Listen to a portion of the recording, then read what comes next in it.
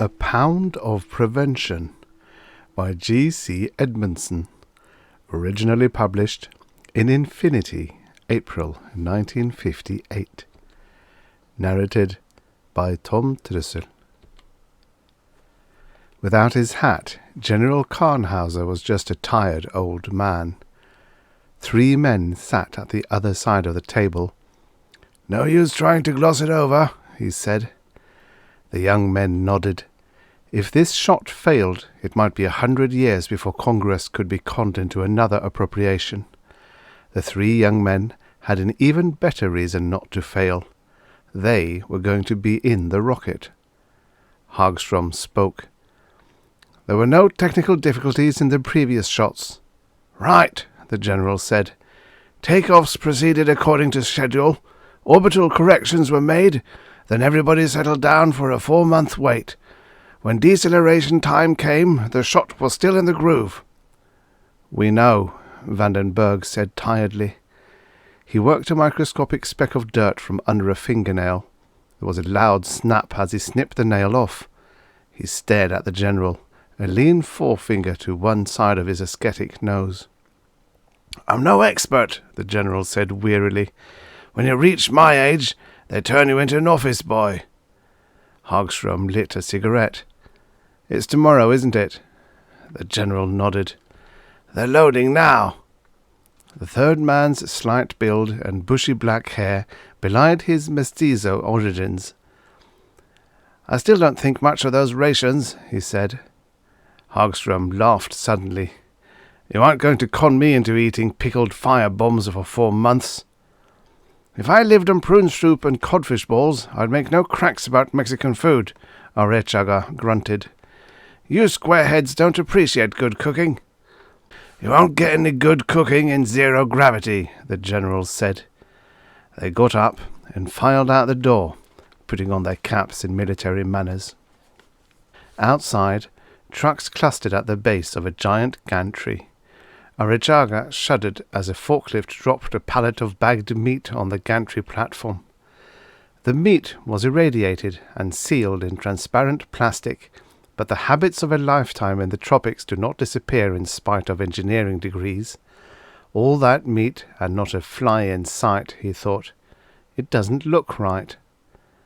Multiple staged rockets had gone the way of square sail and piston engines when a crash program poured 22 megabucks into a non-mechanical shield. Piles now diverted 4% of the output into a field which reflected neutrons back into the pile instead of absorbing them. Raised the reaction rate, and the field tightened.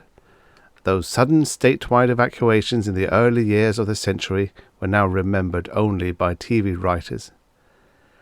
A liquid metal heat exchanger transferred energy to the reaction mass, which a turbine pump was drawing from a fire hydrant. Since the hydrant was fed from a seawater still, there was no need for purification. The last load of provisions went up, and an asepsis party rode the gantry, burdened with their giant vacuum cleaners and germicidal apparatus. "They'll seal everything but the control room," the general said. "When you go aboard, there'll only be one compartment to sterilize." "I still think it's a lot of hogwash," Arechaga said. "They can't have us carrying any bugs with us," Vandenberg said tiredly. "The Martians might put us in quarantine," Hagström added sourly. "If there are any Martians, and if we get there," Arechaga groused. "Now, boys," the general began. "Oh, save it, Pop," Hagström said. "Let's be ourselves as long as the public relations pests aren't around."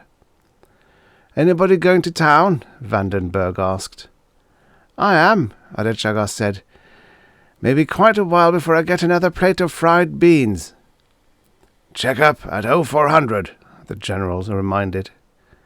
Hagström went to BOQ. Vandenberg and Arechaga caught the bus into town and lost each other until midnight when they caught the same bus back to the base. "What's in the sack?" Hagström asked. "Snack," Arechaga said. "I can't stand that insipid slop in the BOQ mess." "Looks like a lot of snack to eat between now and daybreak." "Don't worry," I've got quite an appetite." At 03:45, an orderly knocked on 3 doors in bachelor officers' quarters, and 3 young men made remarks which history will delete. They showered, shaved, and spat toothpaste. At 0400, they walked into the medical officer's door. A red-eyed corpsman reached for a manometer, and the 3 men began taking their clothes off. 15 minutes later, the doctor, a corpulent, middle-aged man in disgustingly good humour for 0400, walked in with a cheery good morning. He poked and tapped while the corpsman drew blood samples. "Turn your face and cough," he said. "You think I'm going to develop hernia from riding a nightmare?" Hagström growled. "You did all this yesterday." "An ounce of prevention," the doctor said cheerfully. "A pound of bull," Vandenberg grunted.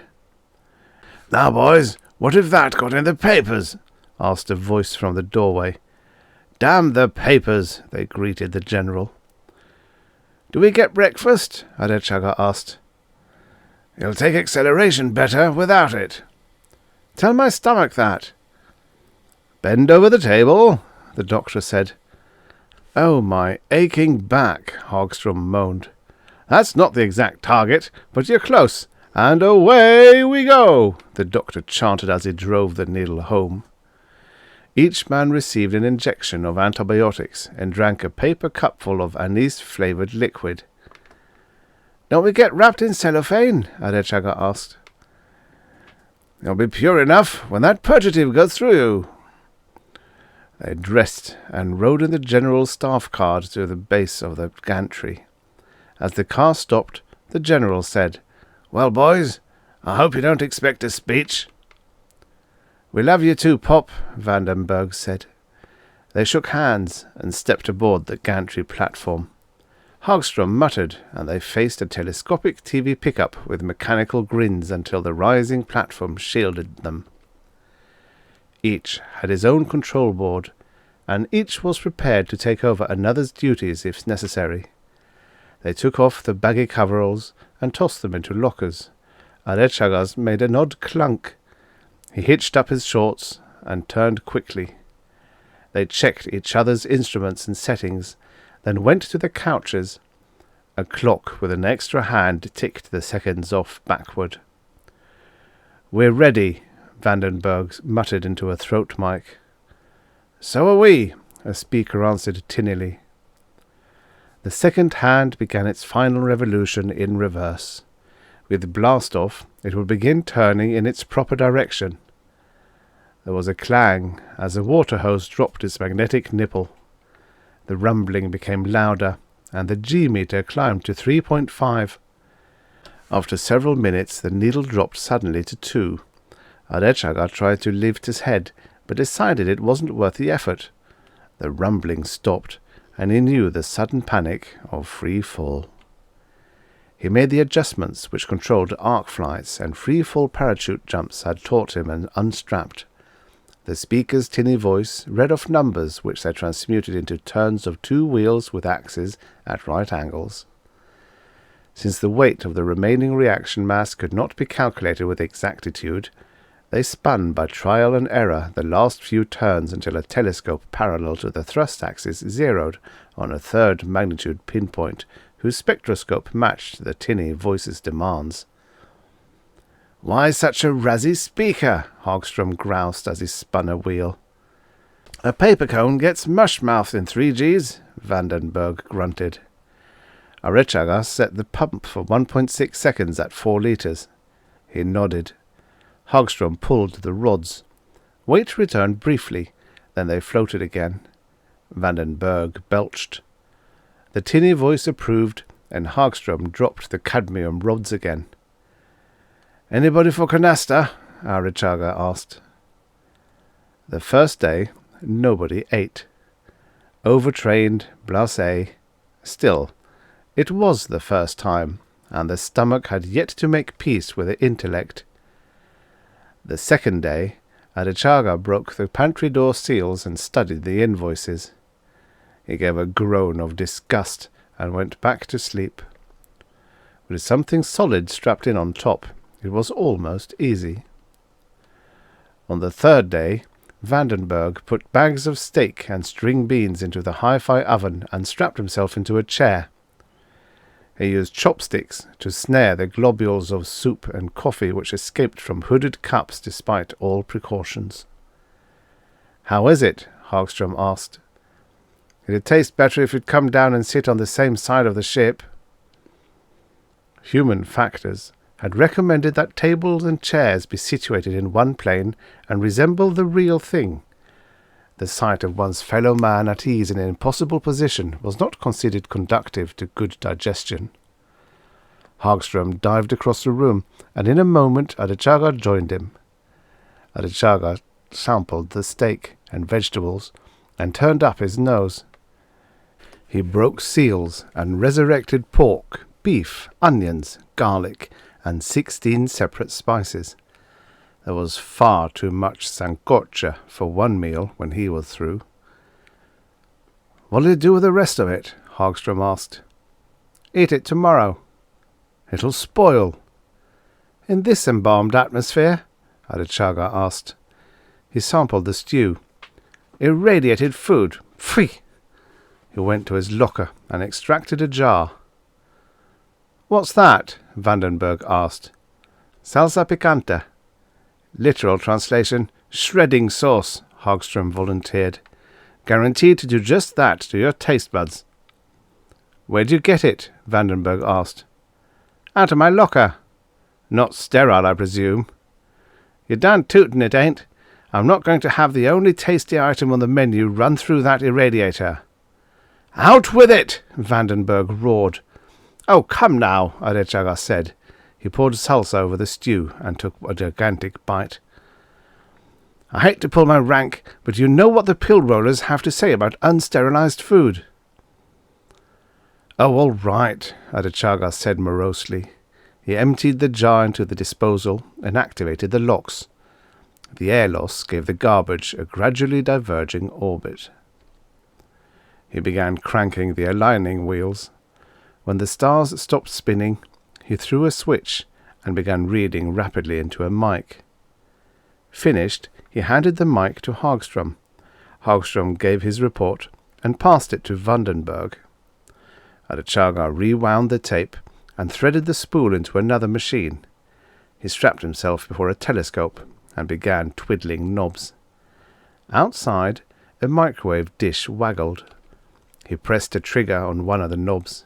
Tape screamed through the transmitter pickup. "Make it?" Hagström asked. "It began to wander off toward the end," Adechaga said.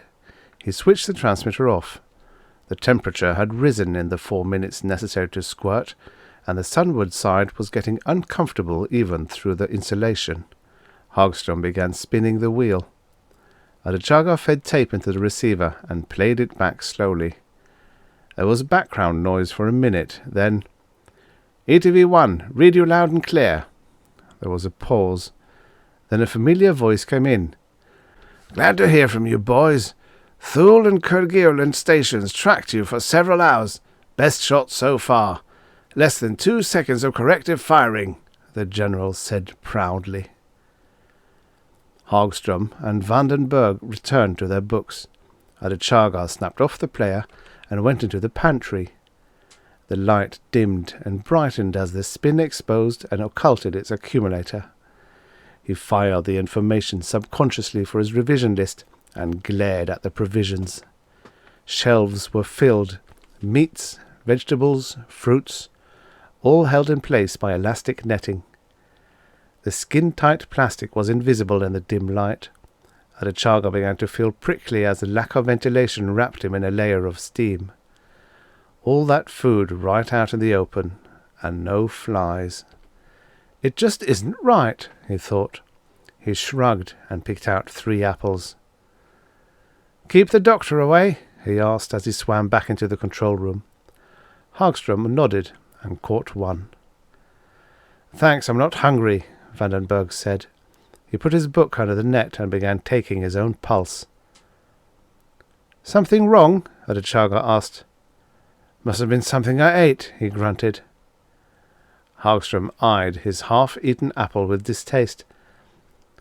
I must have eaten some too. He threw the apple into the disposal and belched. Adechaga looked at him worriedly. 2 days passed. Hagström and Vandenberg sampled food fretfully. Adechaga evacuated the disposal twice in 6 hours and watched them worriedly. Are you guys thinking the same thing I am? He asked. Vandenberg stared for a moment. Looks that way, doesn't it? Hagström started to say something, then dived for a bag and vomited. In a moment he wiped his mouth and turned a pale face toward Adechaga. This is how it started with the others, isn't it? He said. Adechaga began talking into the recorder. He killed spin long enough to squirt. In a few minutes the Razzie speaker again made them part of Earth. And hope for the best, the general was saying. Maybe you'll adjust after a few days. The voice faded into background noise, and Adechaga tuned off the player. Any ideas? He asked. You know as much medicine as I do.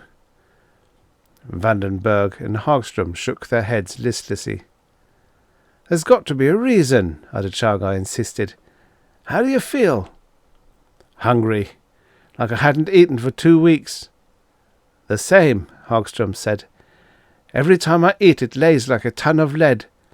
I guess we just aren't made for zero grav. Doesn't seem to be hitting me as quickly as it did you two, Adechaga mused. Can I get you anything? They shook their heads. He went into the library and began skimming through the medical spools. When he returned, the others slept fitfully. He ate a banana and wondered guiltily if his salsa had anything to do with it. He decided it didn't. The other crews had died the same way without any non-sterile food aboard. He floated back into the pantry and stared at the mounds of provisions until the mugginess drove him out. 3 more days passed. Hagström and Vandenberg grew steadily weaker. Adechaga waited expectantly, but his own appetite didn't fail. He advanced dozens of weird hypotheses, racial immunity, mutations. Even to his non-medical mind, the theories were fantastic.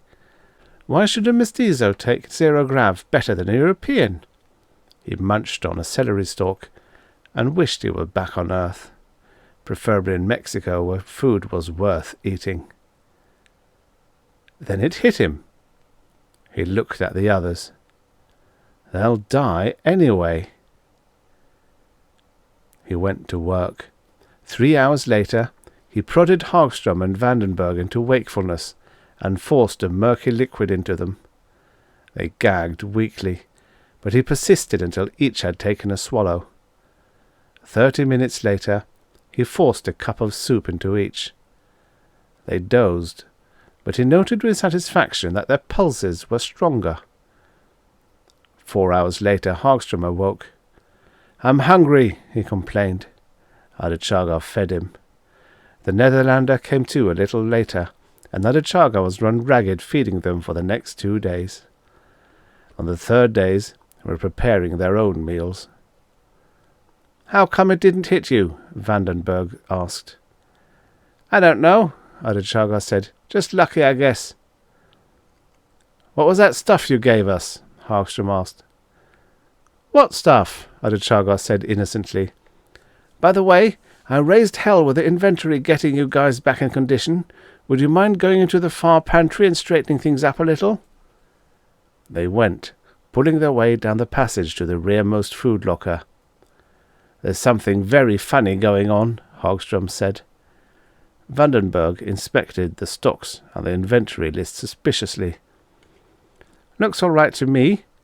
I wonder why he wanted us to check it. They looked at each other. You thinking what I'm thinking? Hagström asked. Vandenberg nodded. They pulled themselves silently along the passageway back to the control room. Adechaga was speaking softly into the recorder, his back to the entrance. Hagström cleared his throat, and the black-haired little man spun guiltily. Vandenberg reached for the playback switch. It's just a routine report, Adechaga protested. "We're curious," Hagström said. The recorder began playing.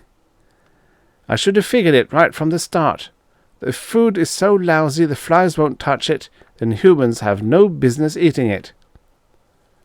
"What's the food got to do with it?" Hagström asked. "Quiet," Vandenberg hissed. "Got by all right on Earth where there was plenty of reinfection, but when you sealed us in this can without a bug in a million miles," Adicharga's voice continued, "if food can't rot, it can't digest either. Irradiate it, burn the last bit of life out of it, and then give us a whopping dose of antibiotics until there isn't one bug in our alimentary tracts from one end to the other. It's no wonder we were starving in the midst of plenty." "Wait a minute. How come you didn't get sick?" Hagström asked. Adicharga flipped a switch, and the recorder ground to a stop. "I reinfected myself with a swallow of salsa picante. Good, old-fashioned, unsanitary chili sauce."